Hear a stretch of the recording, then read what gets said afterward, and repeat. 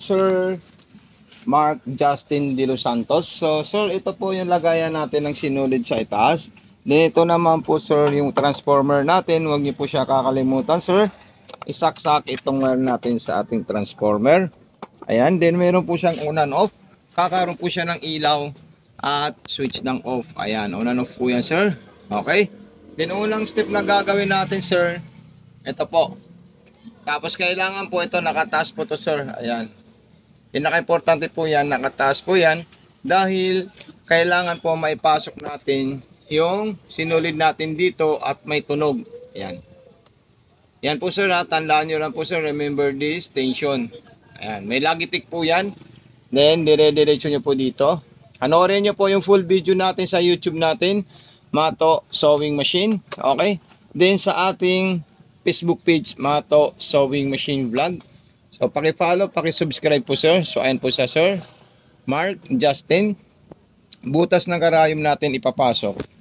Sir, i-open nyo lang po ito sir. Then, ito po yung bobbing winder natin sir. Ayan. Okay. Ngayon, kung sakaling gusto nyo po mag-spoon thread or magpupundo ng sinulid, tanggal nyo lang po ito sir. At ilagay nyo po ito sir. Ayan. Itulak nyo lang po dyan. Then, pindutin nyo lang po ito. Tingnan po siya sir. Ayan o. Ayan. Pwede na po i-adjust yung speed control natin kung sakaling gusto nyo mabagal. Okay. Tanggalin nyo lang po siya sir. Then ito po yung ating lagayan dito. Ayan. Bantayan nyo po sir kasi kailangan po natin ilabas dito sa may butas. Then pagkatapos po, tanggalin natin yung sinulid na pumasok sa ilalim. Kasi wala po siyang bobbing sir. Ayan po siya. Ayan. Yung tingin lang natin siya sir. Ayan. Para makuha natin siya. Okay. Then, sumunod naman po dyan, sir. Ito, ipapasok natin ito at tutunog po yan. Huwag niyo po kalimutan. Pasok siya ng curate at saka maayos. Ayan, yan po yung pinaka-perfect. Then, rotation niya po, paharap, pababa po, sir Justin. Ayan. Ayun po siya. Then, ilalabas niya po silang dalawa. So, ito na po yung sinulid natin na dalawa. Yung white at saka yung kulay green. Okay. Pasok natin dyan. Lagay natin to. Sarado natin. Then magte-testing na po tayo ng tela natin, sir. Okay? So unang ite-testing natin, sir, yung straight line. Straight line natin, sir. Ayan po siya. Pindutin natin 'yan. So ayan po, napaka-perfect po siya, sir. Ayan, napaka-smooth po na performance niya. Then kung gusto niyo pong malalayo, ito po yung distance natin. Ayan. Yung spacing po ito, sir. Ayan. Ayan, napaka-solid po siya, sir, at napakaganda. So ito po, sir. Check na lang po siya. Ayan, solid na solid po siya, sir. At kung may mga concern po kayo sa YouTube at saka sa Facebook page, i-PM nyo po ako, sir, para po maturuan ko kayo at ma-guide ko kayo, okay? Then sunod natin yung zigzag. Ayan. Pagkatapos pipindutin natin ito. Ayan po, sir. Then wala na po tayong binago dun, sir. Ayan. Then kahit ano pong ano dyan, adjustment dyan, pwede nyo po siya gawin, aging, overstitch, ito rin po siya. Then sa button hole po, sir, ito yung pinaka-perfect at pinaka-magandang gagawin nyo po, sir. Kasi meron po tayong freebies na pang-walis or pang-button holder niya po, sir. Okay? So ito po siya, stop muna natin siya, sir. Okay? Gagawin nyo po, sir, itaas yung muna yung karayom all the way.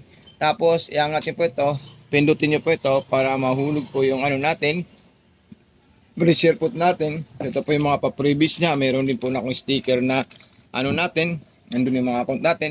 So ito po, sir, ilalagay po natin dito yan, sir. Ayan yung butones natin. Ilalagay nyo po siya dito. Tapos, ganito na po siya. Okay, so pwede nyo po natanggalin. Then, ika-clip nyo po siya, sir, ha. Ayan. Ika-click nyo po siya. Okay. Para tumunog po siya, sir. Ayan. Ayan po, tumunog po siya. Ibaba nyo po yung bakal na maliit. Ayan po siya. Kasi yan po yung sadyang magpapagawa ng button hole sa ating sewing machine. Matik po yan, sir. Hindi na po kailangan mag-reverse, mag-lock, kasi siya na po yung gagawa dyan, sir. Ayan. Okay? Then, itoldok nyo lang po siya, sir. Then, punta po kayo sa button holder. Pang makapal po ito, pang damit po ito. So, ayan po siya, sir. Ayan. Matik na po yan, sir. Hindi nyo po kailangan magpakahirap gumawa ng walis or button holder. Dahil siya na po yung gagawa mismo ng pang-walis at pang-button holder sa ating sewing machine. So, ayan po siya, Sir Mark Justin. Napaka-solid po siya. Astig talaga tong sewing machine na to. Ayan. Okay, so itaas ko lang siya ulit. Then, i-check natin. Okay, pag hindi po siya matanggal, rotation po to sir ha. Pababa, paikot. So ayan po siya sir oh. Napaka-solid po siya at napakaganda. So bibiyakin nyo lang po siya sir dito sa ating, kawalan po kayo ng ano, mas biyakin nyo lang po siya sir, ayan. Okay, so napaka-stig talaga itong sewing machine. Then another button holder po sir Justin, para ma-familiar no po siya. Okay, so dito tayo sa pakitid or pang manipis, ayan. Then kung gusto nyo po masinsil, pwede nyo po ito i-adjust sir. Ayan. Napaka-stig talaga to sir, duty natin. Ito lang po yung main issue niya, na medyo maano po siya dito, pero wala naman po siyang effective sa ating sewing machine kasi perfect at solid po yung performance niya po sir. Grabe, napaka-solid talaga siya. At kung kayo pa gagawa ng mga pangalan, so pwede po kayo gumawa dyan, like pangalan nyo or another pangalan. So ayan po siya sir. Okay, so tatanggalin ko na po yan sir, then ililipat ko na po siya yung original pressure foot niya. Ito na po siya sir. Okay, para magborda po tayo ng another design natin. Ayan. Okay. So ilalagay ko na po dito Sir Justin. Okay, kompleto na po yan. May needle na po siya. Yun po siya. Nakatalikod. Ayan. Okay. Pag hindi niyo po alam paano maglagay ng needle, magpalit ng needle pag naputol, i-message po ako sir. Tuturuan ko po kayo sir. Okay. Ito na po sir. Gagawa na po tayo ng ating ibang design. Ang importante, na ipaliwanag natin sa inyo yung main paggamit ng button holder. So, kuha po kayo ng letter E. So, itatype nyo lang po siya dito, sir. Ayan, 10. Ayan, number 10, letter E po yan. Ayan, alphabetical letter po siya, sir. Ayan. Okay, then letter B. Iurong mo lang siya ng 2 beses. Ayan. Then letter B naman po. Ayan. Basta all the way na gagamit po kayo, iurong nyo lang po siya, sir, ng 2 beses para hindi po siya dumikit. Pag hindi nyo kasi hindi inurong, sir, didikit po sila. So, hindi nyo po makikita yung letter E at saka yung letter B. Okay? Then, ito pa yung magagandang design niya. Ganyan. Napaka-solid din po yan, sir. Ayan po siya. Ayan. Tapos, mayroon din po siya mga ganyang klaseng design na talagang naka-indicate po sa kanya, sir. Pero ito yung pinakamagagandang design niya po, sir. Ayan. Ayan. Okay.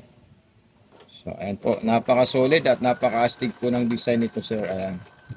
Flowers, napakaganda po siya. Ayan. Scallop, napakaganda rin. Ito na po sir, yung ano natin sir. Ayan o, napaka-astig.